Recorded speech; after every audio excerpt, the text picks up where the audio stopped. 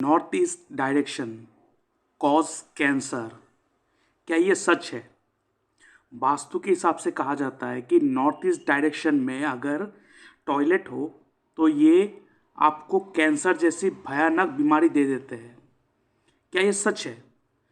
क्यों कहा जाता है कि नॉर्थ ईस्ट डायरेक्शन में आप देख सकते हो टॉयलेट और किचन या सेप्टिक टैंक को अवॉइड करने को कहा जाता है? रीज़न क्या है? एंड अगर नॉर्थ ईस्ट में अगर टॉयलेट है तो कैंसर आपके घर में किसी ना किसी एक व्यक्ति को होगा ही। क्या ये ट्रू है या ये मिथ है? आज इस वीडियो में आपको पता चलेगा। सबसे पहले मैं ये बता दूं, it's not a myth, it's true. North east में अगर टॉयलेट होता है तो किसी ना किसी एक व्यक्ति को कैंसर होगा आपके फैमिली में। रीज़न क्या है और कैसे आप डिसाइड करते हो कि आपके घर के जो एंट्री गेट होना चाहिए वो किस साइड में होना चाहिए, किस तरफ होना चाहिए? अभी देखिए, कैंसर का जो कारक प्लेनेट है, एस्ट्रोलॉजी हिसाब से भी बताएंगे और वास्तु के हिसाब से भी इसको बताएंगे। कैंसर का जो मुख्य प्लेनेट है, जिस प्लेनेट कैंसर बीमारी को रूल करता है वो है जुपिटर। ये आपको पता होना चाहिए। कैंसर सेल हमारे बॉडी में जो रूल करता है वो जुपिटर। और जब आपके बॉडी में जुपिटर क्या है, जुपिटर का काम क्या है? किसी भी चीज़ को बढ़ा देना, ग्रोथ। जुपिटर जो कारक है वो ग्रोथ का कारक है। उससे जहाँ पर भी बैठेंगे, जिस पे दृष्टि डालेंगे उस जगह को बढ़ा देंगे। ये आपको पता होना चाहिए। तो जुपिटर जो है वो हमारे लक है, वो हमारे ग्रोथ का कारक है। तो जुपिटर हमारे बॉडी में जो सेल है, कैंसर सेल, उसको भी गवर्न करते हैं। And Jupiter is the main कारका ऑफ कैंसर। और राहु जो है वो टॉयलेट को डिनोट करते हैं। ठीक है, राहु जो है वो टॉयलेट को डिनोट करते हैं।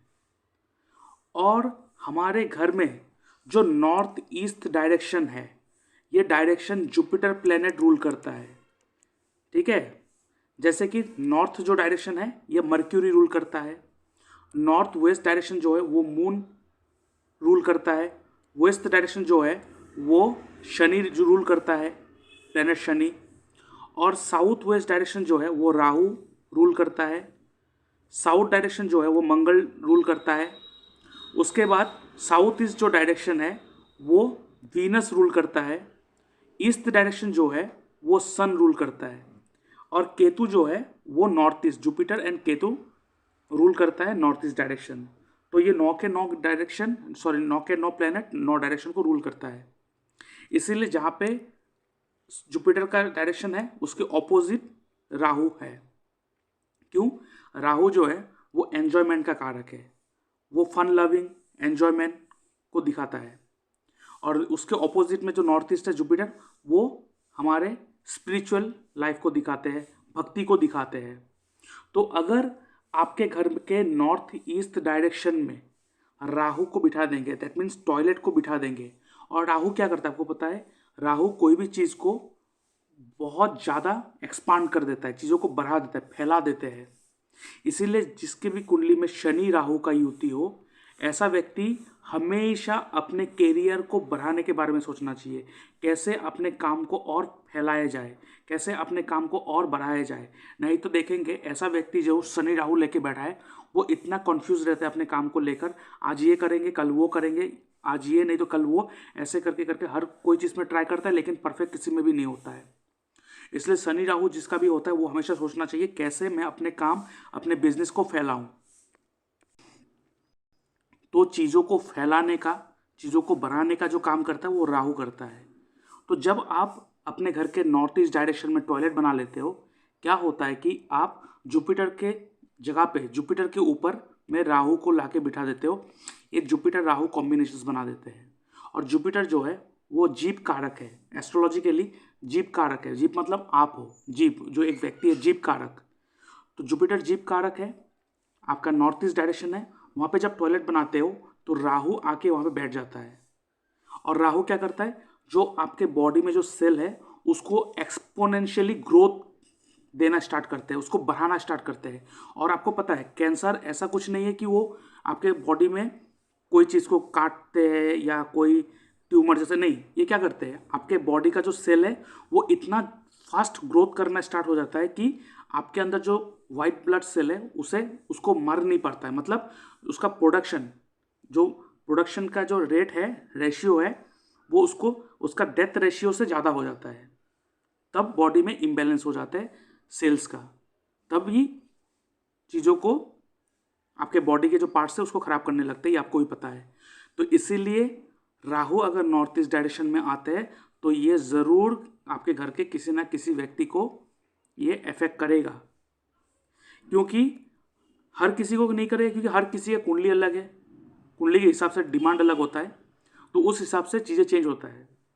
और जैसे कि घर का जो एंट्रेंस हम लोग चेक करते हैं, वो चेक करते हैं हम लोग हमेशा अपने कुंडली के जो 4th हाउस है और 4th हाउस का जो सबलॉर्ड है, हमारे कुंडली के 4th हाउस का जो सबलॉर्ड है, वो सबलॉर्ड आपके कुंडली में कहाँ प्लेस्ड है और कौन से राशि में प्लेस्ड है, ये डिसाइड करते हैं आपके घर में कहाँ पे आपके एंट्री गेट, आपका एंट्री डोर होना चाहिए। और एक चीज़ आपको हमेशा पता होना चाहिए, हमेशा अपना जो एंट्री गेट है वो हमेशा अपने बैक डोर से बड़ा होना चाहिए। एंट्री गेट हमेशा बड़ा होना चाहिए कंपेयर टू बैक डोर। क्यों? एंट्री गेट जो होता है वो राहु होता है और बैक डोर जो है वो केतु होता है। और अपने एंट्री गेट जितना बड़ा बनाएंगे, आपके सोचने का जो दायरा है वो बहुत बढ़ेंगे। इसलिए आप एंशियंट टाइम में देखेंगे जितने भी राजा महाराजा के हवेली थे, उसके एंट्री जो गेट है वो बहुत बड़ा होते थे।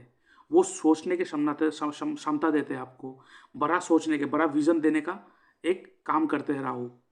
अगर किसी घर का अगर एंट्री गेट छोटा हो और बैक डोर बड़ा हो तो ये क्या होगा, क्योंकि एंट्री छोटा हो गया और आउटडोर जो है, बैकडोर जो है जिसको आउटडोर कहते हैं हम लोग, वो बड़ा हो गया। इसका मतलब जो आएगा उससे ज़्यादा चला जाएगा, इसलिए उस घर में जितना आप कमाओगे उससे ज़्यादा जाएगा। इसका मतलब आपके ऊपर उधारी, डेप्थ बहुत लग जाएगा और घर में पाइल्स का भी इशू होगा। तो इसीलिए अपने घर का जो वास्तु है उसे ठीक कराना भी ज़रूरी है और आपके कुंडली के हिसाब से भी एस्ट्रो वास्तु करवाना भी बहुत ज़रूरी है। तो अगर आप अपना घर का वास्तु ठीक करवाना चाहते हो तो आप मुझसे कांटेक्ट कर सकते हो। मेरे व्हाट्सएप नंबर मैंने स्क्रीन पे दे के रखा है, आप अपना वास्तु करवा सकते हो, अपना कुंडली एनालिसिस करवा सकते हो, ठीक है। और मुझसे बात भी कर सकते हो और व्हाट्सएप नंबर दे के रखा है और यही मेरा फ़ोन कॉल नंबर है, आप मुझसे कभी भी कांटेक्ट कर सकते हो फॉर एनी हेल्प। और मेरा जो फीस होता है, जो फीस बनता है वो हम लोग डिस्कस कर लेंगे, ठीक है। तो अभी के लिए इतना ही। जय श्री कृष्णा।